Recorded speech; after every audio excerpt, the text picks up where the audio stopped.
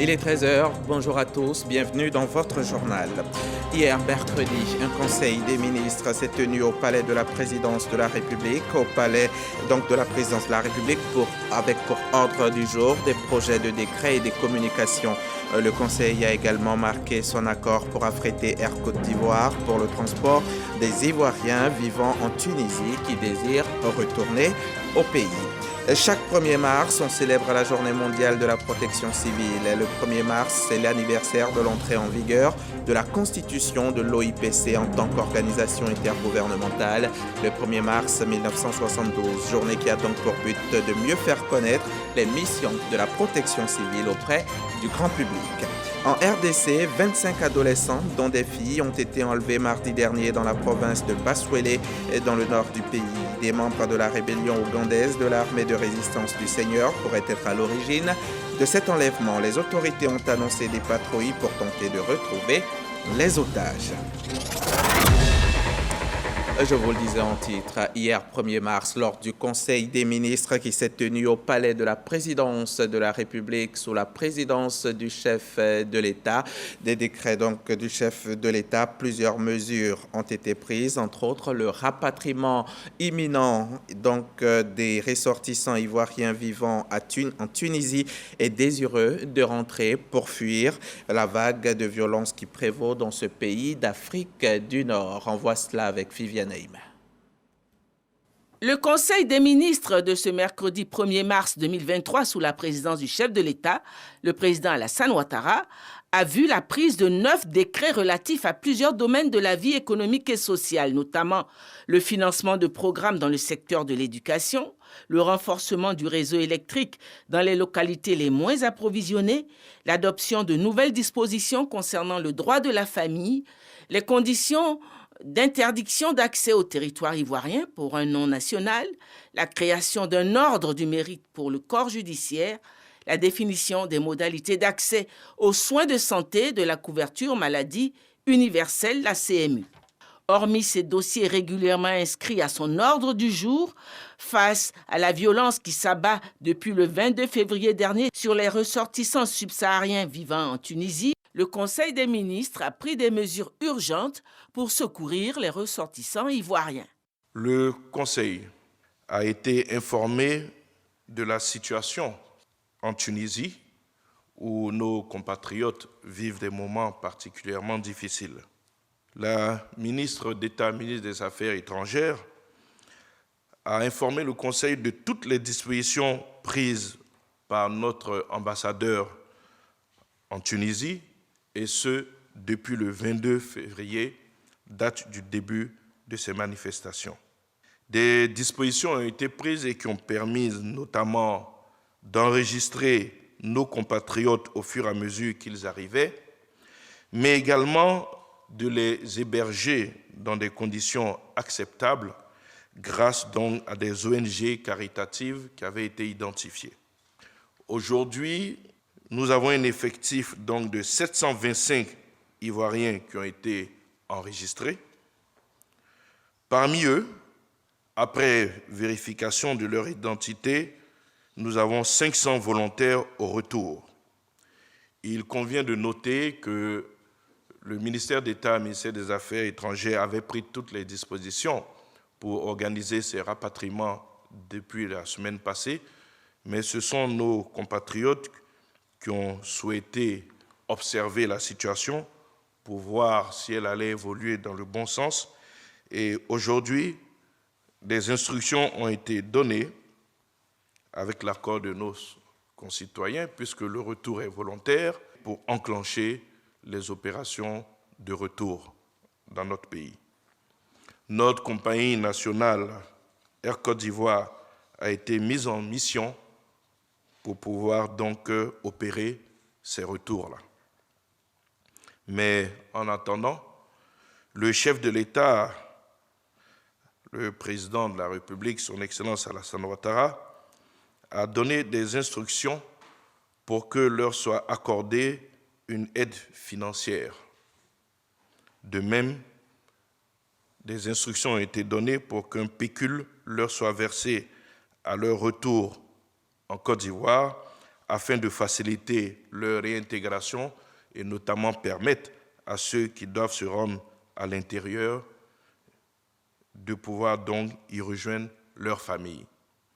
L'ensemble de cette opération, aussi bien le coût donc, de transport, l'aide financière apportée en Tunisie et le pécule qui leur sera accordé, coûtera à l'État de Côte d'Ivoire un peu plus d'1 milliard de francs CFA. À l'opposé de cette violente chasse aux ressortissants subsahariens en Tunisie, ici en Côte d'Ivoire, le Conseil des ministres réuni ce jeudi vient d'établir simplement par décret les conditions d'interdiction au territoire ivoirien. Décret relatif à l'interdiction du territoire de la République. Cette mesure de sûreté vise à mettre fin à la présence sur le territoire de la République d'un étranger condamné pour un crime ou un délit ou à empêcher l'entrée de ce dernier sur le territoire lorsqu'il ne s'y trouvait pas au moment de sa condamnation. Elle est prise en application du Code pénal qui prévoit cette mesure de sûreté. Ce décret précise les conditions ainsi que les organes chargés de l'exécution de mise en œuvre de l'interdiction du territoire de la République. Concernant la santé, les modalités d'accès aux soins de santé de la CMU ont également été spécifiées par le Conseil des ministres. Le Conseil a adopté un décret modifiant le décret du 25 janvier 2017 fixant les modalités d'accès aux prestations de soins de santé de la couverture maladie universelle telles que modifiées par le décret du 18 novembre 2020. Ce décret réduit la durée du délai de carence de 3 à 1 mois, aussi bien pour l'ouverture que pour le rétablissement du droit aux prestations de soins de santé pour tous les assurés sans distinction de nationalité.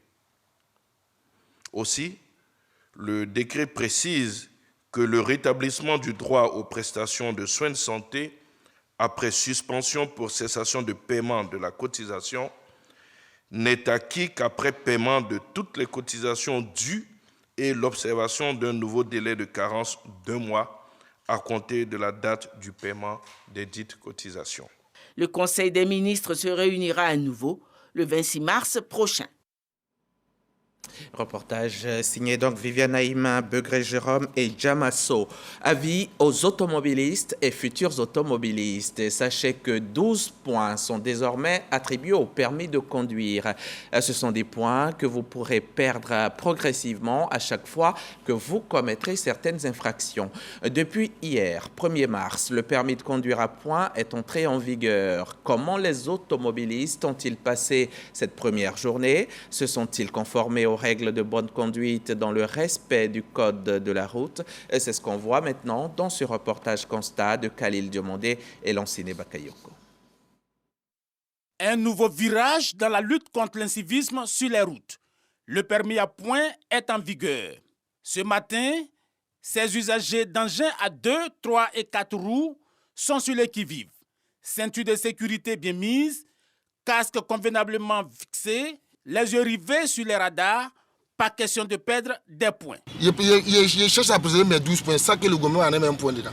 Je respecte mes codes de la route, ça seulement. Je roule normalement pour éviter les dégâts. Ouais, pour éviter surtout quand me retâche les problèmes. J'ai décidé de perdre mon permis, c'est quand je perds mon emploi. Donc pour cela, j'applique pour ne pas perdre mon emploi. Des usagers soucieux de la réglementation, mais également des récalcitrants. Bon, moi j'ai toujours mon casque avec moi. Bon, aujourd'hui, j'ai oublié de prendre le casque avec moi.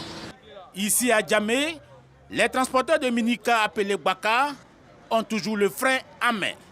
Ils trouvent la mesure précipitée. On ne se sent pas prêt. Donc, nous, on voulait demander pardon au gouvernement de prendre une autre mesure vers nous. Aboubakar, lui, se montre plus prudent. On a appris que le permis à point commence aujourd'hui. À cause de ça, on prend les ceintures. Quand Baracha aussi on prend là-dessus, il ferme la portière tranquillement. Les clients espèrent beaucoup du permis à point, Mais certains disent n'avoir pas observé d'amélioration chez les chauffeurs. J'ai emprunté le Baka et franchement le chauffeur il conduisait vraiment beaucoup mal et il ne garait pas tel qu'il devait garer parce qu'il garait presque pratiquement sur la voie. Je n'ai pas encore constaté de changement. On espère que les agents de l'OSER vont leur donner encore un conseil pour qu'ils puissent comprendre qu'ils ont la vie des gens entre leurs mains, quoi. Sinon la vitesse là c'est trop. Au centre d'assistance technique du ministère des Transports, les appels et les messages se multiplient. D'accord. Je peux avoir la plaque d'immatriculation, M. Oya? Nous avons reçu à peu près 600 appels depuis la demi-journée.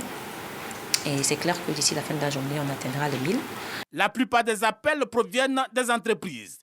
Elles sont plus préoccupées par l'assignation des chauffeurs aux véhicules afin de faciliter le retrait de points en cas d'infraction. Donc le retour qui leur est fait, c'est qu'elles ont la possibilité de pouvoir assigner des véhicules aux conducteurs au niveau des entreprises. Pour les personnes physiques, ce n'est pas encore disponible. Alors c'est seulement pour les entreprises qui ont la possibilité de pouvoir assigner des véhicules aux conducteurs. Pour les personnes physiques, elles pourront avoir droit à des recours pour porter des réclamations via leur espace CGI digital. Les points à retrancher en cas d'infraction sont classés en 4 catégories. La vitesse, l'alcoolémie, le téléphone et le refus d'obtempérer. Tout conducteur dont le permis a fait l'objet de retrait de points peut procéder à ses frais à la récupération des points retirés après un stage dans un centre agréé. Nul ne peut suivre plus d'un stage de récupération de points par an. Le coût minimum du stage de récupération des points retirés est fixé à 100 000 francs. Le 1er mars, c'était aussi la date à partir de laquelle vous ne pourrez plus vous procurer du lait infantile dans les rayons des supermarchés. Et pour cela, il vous faudra vous rendre en pharmacie. C'est désormais comme ça. Et le ministère de la Santé invite les commerçants à se conformer à cette réglementation. On en sait plus avec Didier Nguessan. Garantir la traçabilité et contrôler la qualité du lait infantile afin d'assurer le bien-être et la santé des enfants. Le décret pris en 2013 a été suivi de 3 arrêtés interministériels portant réglementation de la commercialisation des substituts du lait maternel. Ces produits sont vendus uniquement en pharmacie et non plus dans les supermarchés ou en boutique. La mesure entre en application effective ce 1er mars. Dans cette officine, ce parent se fait conseiller. Moi-même, dans mon souhait que ça se vende en pharmacie, dans les boutiques, c'est maltraité. Parce que dans les boutiques, bon, les mêmes, on peut dire les dates peuvent finir. Mais les vendeurs de boutiques, les pays sont stricts, ils veulent à tout faire que ça sort. Alors, dans les pharmacies, je crois que ça passe au cas. Bonne conservation, respect de la date de péremption, autant de précautions qui rassurent cette grand-mère. En pharmacie, c'est mieux protégé. On sait qu'il n'y a pas de risque. Mais à la boutique, tant que le stock n'est pas fini, même si c'est périmé, ils veulent toujours vendre pour récupérer leur argent. Donc, à la boutique, ce n'est pas bon. Le lait infantile n'est pas qu'un aliment. Il est considéré comme un médicament et est prescrit selon les besoins de chaque enfant. Cette conseillère est spécialisée dans l'écoute de la clientèle, notamment pour le compte des pharmacies. Quand tu arrives en pharmacie, d'abord, il y a des gens sur place qui te conseillent. Et aussi, il y a des animatrices dans les rayons. Donc, quand vous venez, que vous avez une préoccupation, il y a quelqu'un sur place déjà pour vous conseiller. C'est déjà un premier point. Voilà. Et quand vous venez, avec l'âge de l'enfant, le pharmacien aussi est là. Et les auxiliaires aussi sont là pour vous donner de bons conseils, afin de ne pas vous tromper sur le lait que vous devez prendre pour l'enfant. Si les pharmacies ont l'exclusivité de la vente du lait infantile et autres substituts du lait maternel, leurs désormais anciens concurrents ont eu droit à 5 mois depuis le 1er septembre 2022 pour écouler leur stock. À Blocos, dans la commune de Cocody, ce supermarché dispose encore de ces produits concernés dans ses rayons. On a évacué beaucoup, mais on n'a pas pu évacuer tout parce qu'on a aussi qui est là. Donc s'ils peuvent nous donner un peu jusqu'à la fin de ce mois. Il y a des clients qui en profitent parce qu'ils trouvent que chez nous ici c'est moins cher, que la pharmacie est chère. Donc ils en profitent au maximum de prendre beaucoup, qui veulent faire garder le temps pour eux. Ça va finir et puis se rabattre sur la pharmacie. Dans cette autre grande surface, les rayons sont encore très fournis. Que deviennent ces stocks non autorisés à la vente? Face à cette préoccupation, le ministère de la Santé et de l'Hygiène publique et de la couverture maladie universelle rassure. Les dispositions juridiques que nous prenons aujourd'hui visent une meilleure traçabilité et la qualité des laits infantiles. Le Code représente l'expression de la volonté collective du gouvernement d'assurer la protection et la promotion d'une alimentation optimale pour les nourrissons et les jeunes enfants. Notre pays a fait d'énormes progrès en termes de recul de la mortalité des enfants avec un taux de mortalité infanto-juvénile qui a chuté de 108 en 2012 à 74 pour 1000 en 2021. Sur la crainte d'une éventuelle augmentation des prix du lait infantile, Chalaka Kofi rappelle que les officines de pharmacie sont tenues de respecter les prix homologués. Tout réfractaire au basculement de la vente du lait infantile en pharmacie sera puni d'une amende de 200 000 à 360 000 francs CFA et d'une peine d'emprisonnement de 1 à 2 mois. C'est acté, c'est désormais officiel. Don Jules Demosthène et Demba Traoré sont membres de la commission électorale indépendante. Ils ont prêté serment hier devant le Conseil constitutionnel, lui jurant d'exercer leurs nouvelles fonctions avec fidélité et impartialité. Le témoignage de Sidonie Davila. La main gauche sur la Constitution et la main droite levée. Don Jules Demosthène et Demba Traoré, nommés membres de la CEI, prêtent serment. Je m'engage à bien et fidèlement remplir ma fonction. À l'exercer en toute indépendance et en toute impartialité. Loin d'une simple formalité, c'est un engagement pris devant le Conseil constitutionnel au grand complet. Ce mercredi matin, Mamadou Koné prend acte de cette prestation et renvoie les impétrants à l'exercice de leurs fonctions. Sentiment de reconnaissance pour la confiance placée en moi par le PPACI avec en tête évidemment le président Laurent Gbagbo. Nous appliquons le serment dès maintenant, mais on ne pouvait pas ne pas aussi savoir d'où on est parti. Et aussi sentiment de fierté et de reconnaissance à l'ensemble des acteurs politiques. Notre entrée à la CEI est le résultat d'un dialogue politique. Et donc nous ferons tout pour être à la hauteur de cette confiance-là placée en nous pour le grand bonheur du peuple de Côte d'Ivoire. Le devoir de conscience vous interpelle. À partir de l'instant précis, je dois être un homme réservé, un homme de devoir vis-à-vis du peuple ivoirien, puisque j'ai juré sur la Constitution. Je crois que je suis parti dans la commission pour apporter ma pierre à l'édifice. Les deux nouveaux membres de la CEI sont certes issus du PPACI et du RHDP, des partis pour lesquels ils siègent, mais agissent désormais au nom et pour le compte de la commission électorale indépendante. Entre autres recommandations et conseils d'usage donnés par le président du Conseil constitutionnel, Mamadou Koné. Aujourd'hui, nous avons le sentiment de participer aux travaux de finition d'un ouvrage à vocation de paix appelé Commission électorale indépendante. C'est bien un engagement que vous souscrivez. Vous ne devez donc pas considérer que le serment que vous venez de prêter n'est qu'une simple formalité vous permettant de siéger à la commission centrale de la CEI, pas plus que vous ne devriez penser que les mots qui le composent ne sont que des clauses de style. Mais à partir de la présente prestation de serment, vous devez rompre le cordon ombilical vous liant à ces formations et ne plus être guidé que par le seul souci d'une parfaite organisation des élections en Côte d'Ivoire. La cérémonie a eu lieu devant un parterre de personnalités avec une présence remarquable du président de la CEI, Ibrahim Coulibaly Kubière, et son bureau. Avec l'entrée de ces deux nouveaux membres, la commission centrale de la CEI compte 18 membres. Un membre désigné par le président de la République, un membre désigné par le ministère de l'Intérieur, un membre désigné par le Conseil supérieur de la magistrature, 6 membres désignés par la société civile, 5 membres désignés par les groupements et partis politiques proches de l'opposition, 4 membres désignés par les groupements et partis politiques proches du parti au pouvoir. Allons-y à Paris, en France, où se tient depuis le 24 février le Salon international de l'agriculture.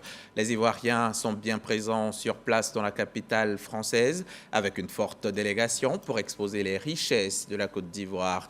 Une occasion de trouver des partenaires pour nouer des contacts. Jean-Jacques Kwameala et Adama Kéré, nos envoyés spéciaux sur place. Ils sont plusieurs, les exposants de la délégation ivoirienne au Salon international de l'agriculture en France SIA 2023. Ils sont des structures étatiques et non étatiques, des secteurs de l'halieutique et de l'agriculture. Tous présentent leurs produits et surtout recherchent des partenaires. Ce salon est un salon de l'espoir parce qu'après la crise que nous avons connue, les activités de coopération avaient été mises en berne. Et nous souhaitons multiplier, intensifier les partenaires et offrir encore plus de parcours, de débouchés à la jeune classe ivoirienne qui souhaiterait se faire former en agriculture. Nous sommes venus présenter les escargots géants d'Afrique. Nous avons là 2 espèces dans l'aquarium. Nous avons l'espèce Achatina achatina et l'espèce Achatina machinata. Et nous avons aussi les dérivés de l'escargot, c'est-à-dire nous utilisons la bave de l'escargot pour les produits cosmétiques. Nous avons le savon et le gel douche. L'ANADER vient à ce stade pour déjà montrer au monde entier qu'elle a 30 ans de leader du Conseil agricole en Côte d'Ivoire. Ensuite, venir montrer un peu à tout le monde entier comment est-ce que cette structure a acquis des capacités en matière de technique, de conseil agricole et comment est-ce qu'elle est capable aussi d'accompagner toutes nos populations en matière de développement rural, développement communautaire, en matière de suivi de l'entrepreneuriat, en matière de production animale et végétale. Depuis que nous sommes arrivés, nous avons constaté que les gens ont commencé à beaucoup s'intéresser aux produits du terroir. Tout le monde vient, ils posent des questions, ils veulent découvrir parce qu'il y a beaucoup de produits à découvrir. Il y a beaucoup de produits que nous réussissons à transformer en Côte d'Ivoire, que nous sommes venus faire découvrir ici en France. Et là, les gens sont vraiment émerveillés. Donc, nous sommes là, nous avons des partenaires qui viennent, il y a des gens qui sont venus, qui ont découvert des produits qui sont très innovants. Nouer des contacts et à terme des partenariats pour booster le chiffre d'affaires de ces structures. Le salon se poursuit jusqu'au 5 mars prochain avec un pic le 2 mars par la journée de la Côte d'Ivoire.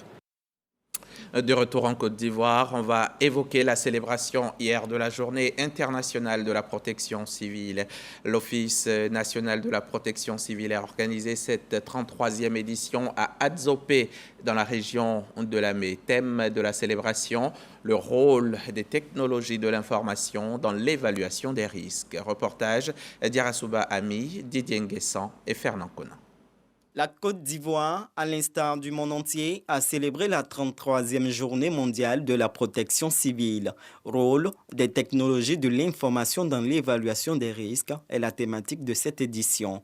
Le gouvernement ivoirien veut attirer l'attention du public sur le rôle majeur de la protection civile dans la vie quotidienne des populations et sensibiliser sur les mesures à adopter en cas de sinistre.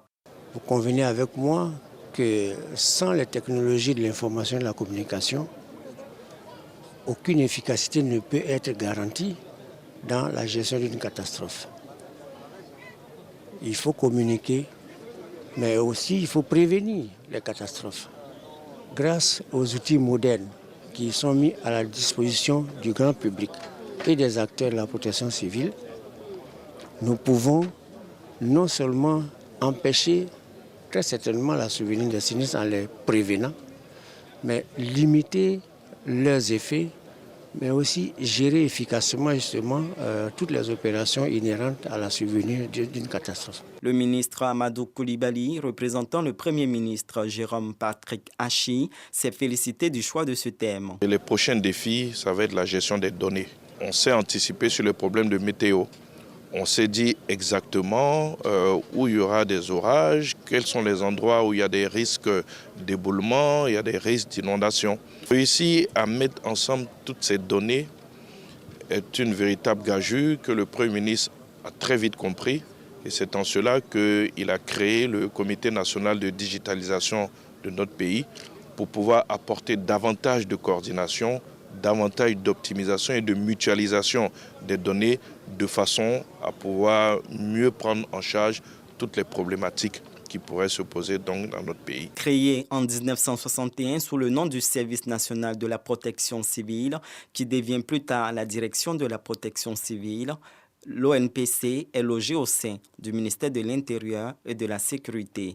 En 2020, l'État ivoirien crée un organisme autonome de gestion des situations de crise, en l'occurrence l'ONPC, qui vient en soutien au groupement des sapeurs-pompiers militaires, GSPM, actif depuis 1974.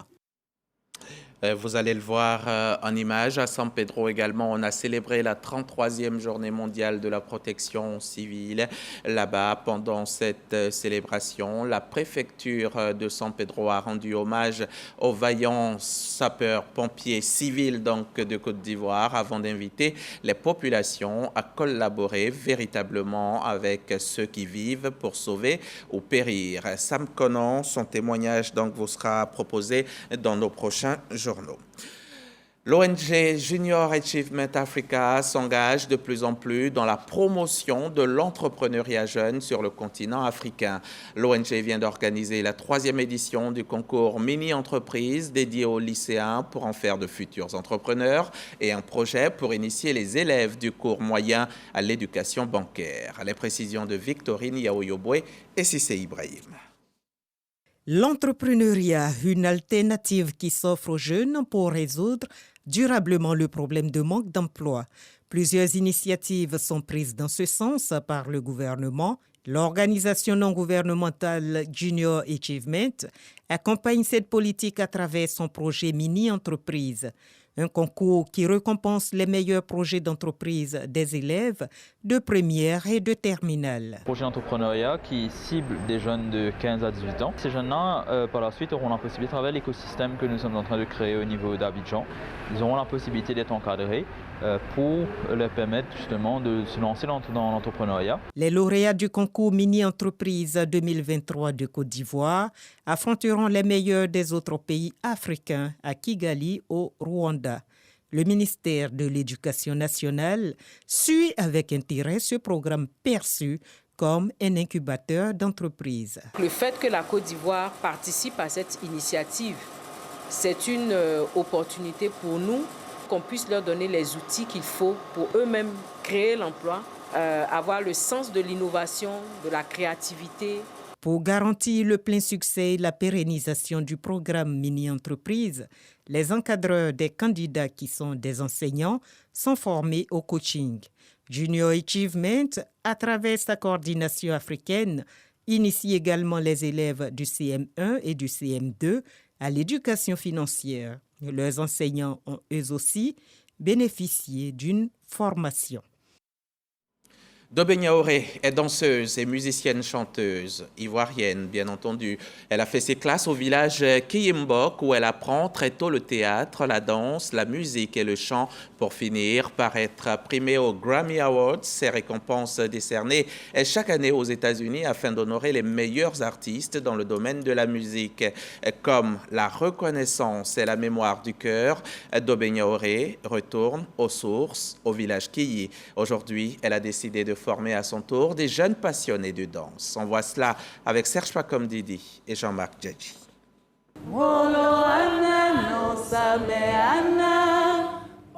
Dobé Niaoré retrouve ses pères du village du Kimbok.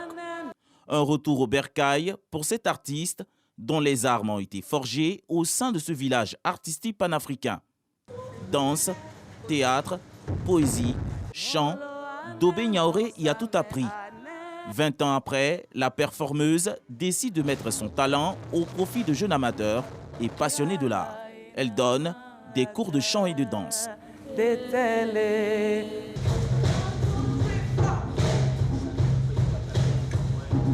fait de revenir au Kiyi, donner aujourd'hui le workshop de chant et de danse au Kiyimbok, pour moi c'est revenir à la source. Ne pas oublier ceux qui ont fait de nous ce que nous sommes aujourd'hui. 20 ans de carrière sont vite passés et j'ai surtout encore l'amour pour mon art, l'amour du partage à travers mes danses, à travers ma musique. Une proximité, un partage d'expérience entre l'artiste primé en 2010 aux Grammy Awards, catégorie meilleure performance urbaine et une trentaine de jeunes. C'était bien, j'ai adoré, j'ai vraiment kiffé. Si c'était arrivé, franchement, je serais encore très heureux de le faire. C'était quelque chose de vraiment fabuleux. J'ai vraiment adoré la présence en scène et le fait qu'on ait à suivre la chorégraphie, en passant de la chanson et tout, c'était vraiment magnifique. Un mix de danse de divers horizons, le bébé du centre-ouest, des pas de danse à Caen, en passant par le pays mandingue au Mali. Dobé Niaoré met ainsi en exergue son panafricanisme à travers l'art. C'est bon. Dobé Niaoré, 20 années de carrière, une valeur sûre de la culture ivoirienne. L'actualité internationale à présent, 25 adolescents RD congolais, dont des filles, ont été enlevés mardi dernier dans la province de Basse-Ouélé, dans le nord du pays. L'attaque a eu lieu dans le territoire d'Ango, frontalier avec la Centrafrique et le Soudan du Sud. Des membres de la rébellion ougandaise de l'armée de résistance du Seigneur, la LRA, pourraient être à l'origine de cet enlèvement. Les autorités ont annoncé des patrouilles pour tenter de retrouver les otages et la semaine dernière, ces rebelles avaient enlevé 3 hommes adultes dans une autre localité avant de les relâcher. Le dernier acte d'enlèvement perpétré par la LRA dans la région remonte à 2020.